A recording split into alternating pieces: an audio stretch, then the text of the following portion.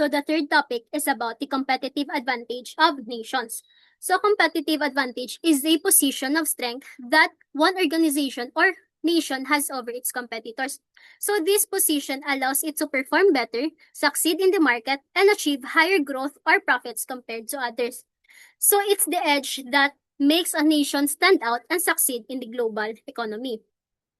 So a country or company can gain a competitive advantage by offering something unique that others do not. So this could be a product, a service, or a combination of features such as lower price, better quality, or innovation. So another way to gain a competitive advantage is through efficiency and quality. So a country that produces goods more efficiently, whether through advanced technology, better management practices, or lower production costs, can sell products at a better price or higher profit margins than others. Similarly, offering higher quality products can help a country or company maintain a competitive edge. So competitive advantage can be examined from both macro and micro perspective. So first, let's discuss the macro perspective. So Michael Porter is a renowned economist and professor who has made major contributions to understanding competitive advantage both at the firm level and the national level. So his work helps explain how nations can compete in the global economy and why some nations are more successful than others. So in his earlier book, Competitive Strategy 1982, Porter focused on how individual companies could develop strategies to compete successfully in the marketplace. So his research primarily addressed how businesses can find their competitive edge, such as through cost leadership or differentiation in their industry.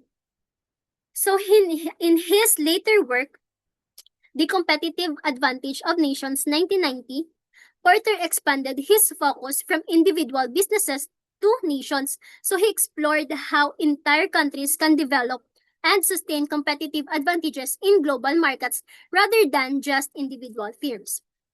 So his work shifted to national competitiveness and how countries can create favorable conditions for businesses to thrive. So Porter identified several key factors that contribute to a country's competitive advantage.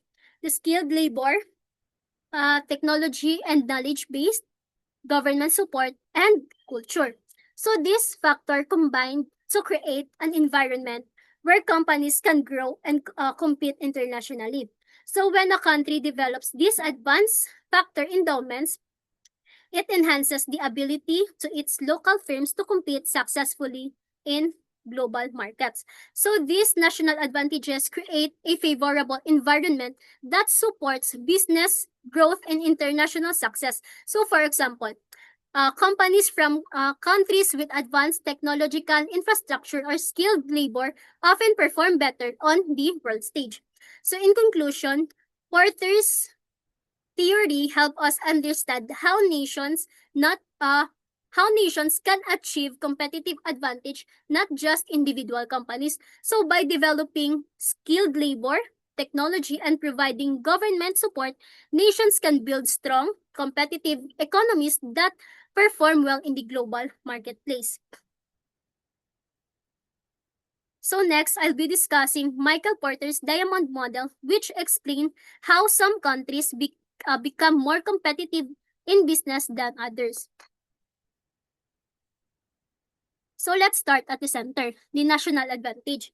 So this means the overall ability of a country to succeed in international markets. So according to Michael Porter, this advantage depends on four main factors that connect like a diamond. So first, we have factor conditions. So these are the basic and advanced resources a country has, such as skilled workers, good infrastructure, research facilities, and technology.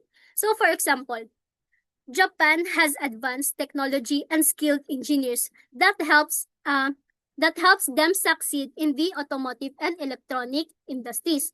Second, there's demand condition. So this refers to how picky or demanding local customers are. So when customers expect high quality products, companies are pushed to innovate and improve. Third is related and supporting industry. So these are the nearby businesses or suppliers that help a company grow. So for example, Italy is strong in fashion because it has many supporting industries like textile producers, designers, and high-end manufacturers. And fourth, the firm in the strategy, structure, and rivalry. So this is about how companies are organized and how much competition they face at home. So strong local rivalry focus firms to do better. So for instance, in Germany, car brands like BMW, Audi, and Mercedes compete firstly, which makes them globally competitive. So when all four of these factors are strong and working together, the country develops a national advantage, making its industries successful on the world stage. So to sum it up, Porter's Diamond Model help us understand how local conditions shape global success. So, Porter said the chance events like good timing or unexpected discoveries can give countries an edge. So, for example, discovering oil or inventing new technology at just the right time can open big opportunities for businesses. Even though these events aren't planned, smart countries act fast to make the most of them.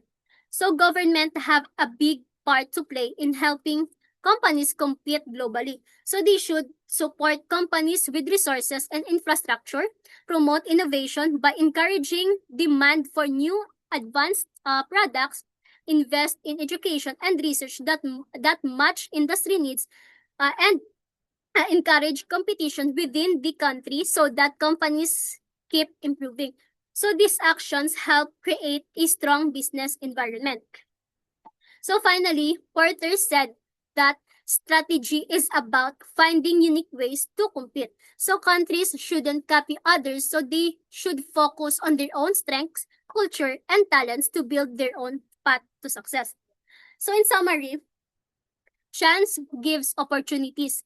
Governments create strong conditions for growth, and strategy help nations stand out in the global market. So these ideas are key to understanding how countries gain and maintain competitive advantage. So table 11.3, the determinants of national competitive advantage by Michael Porter. So this is part of his diamond model and it explains what makes one country more successful in business than others. So there are four major determinants. Let's take a look of each one. First is the factor conditions. So this refers to a country's resources such as labor, infrastructure, and technology. So unlike traditional theories that assume countries inherit their advantages, Porter argued that competitive nations create their own advanced factors like skilled labor and innovation hubs. So local disadvantages such as labor shortages or lack of resources can actually drive innovation. So these pressures force companies to find new methods and be more efficient. So in short, it's not just what a country has, it's how it builds and develops its strengths. The second is the demand conditions. So this looks at the nature and size of the domestic market. So when local customers are demanding, firms are pressured to constantly improve and innovate. So if a product has a larger market at home than abroad, firms get early experience and become more competitive when they enter the global market. So strong home demand pushes companies to be world class. Third is the firm strategy, structure, and rivalry. So these factors refers to how companies are created, managed, and how they compete within the country. So when local rivalry is high, companies are forced to constantly evolve and improve, which increases their global competitiveness. So on the other hand, low rivalry might seem like an advantage, but it can lead to stagnation.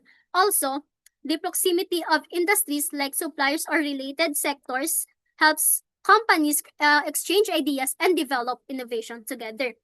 So finally, we have related and supporting industries. So nations that have a strong local supplier and related industry provide a great support system for firms. So when these supporting industries are competitive, they offer better inputs with a quicker innovation and more cost-effective solutions. Also, direct competition among them encourages everyone to keep improving, leading to stronger overall performance. So in conclusion, uh, Michael Porter's model shows that a nation's competitive advantage isn't just about natural resources or location. It's about how well a country develops skilled labor, supports innovation, demands local needs, and encourages healthy competition. So these four determinants all work together to make firms stronger, both at home and in the global market. So next is the micro perspective. So from the micro point of view, competitive advantage comes from a company's own resources and abilities. So if a company has something special or can do something better than others, it has an internal edge. So what makes a company better than others? So it could be a great product that is higher quality or has better features, excellent employees, and amazing customer services, a system of efficient operation doing more with less time or money, offering lower prices without lowering quality. So these are all examples of internal strengths that make a company successful. So micro perspective focuses on what's inside the business, its people, products, and processes. So if a company uses these resources, it gains a strong position in the market and stays ahead of the competition. So resources and capabilities are what a company uses to operate and compete successfully. So they can be grouped into main types, the tangible assets and intangible assets. So first, let's discuss the tangible assets. So tangible assets are things you can see or measure. So they are usually listed on a company's financial statements and play a big role in supporting daily operations. So for example, in physical resources, buildings, factories, equipments, machines, and store locations. So these are the infrastructure a company uses to make and sell its product. So in financial resources, cash flow or how money moves in and out, strong balance sheets, good credit savings and profits. So this determine how well a business can fund its operation and growth. So these resources are visible, measurable, and essential for running a business smoothly.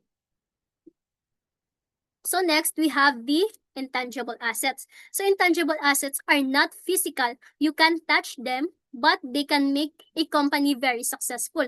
So they are often the most valuable and unique part of a business.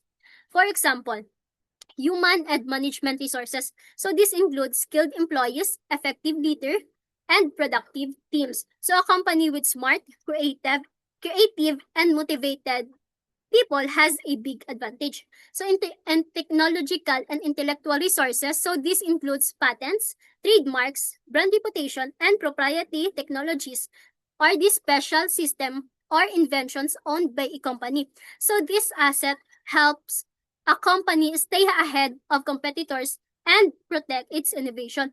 So even though these assets are invisible, they play a huge role in success. So I have a last question here, guys. So, Miss Arubang and Miss Pahak, please answer this question. How do the factors outlined in Porter's Diamond Model contribute to the competitive advantage of nations in the global market? So, comment lang kamo sa comment section, guys. Thank you. So that's all for our report. Thank you.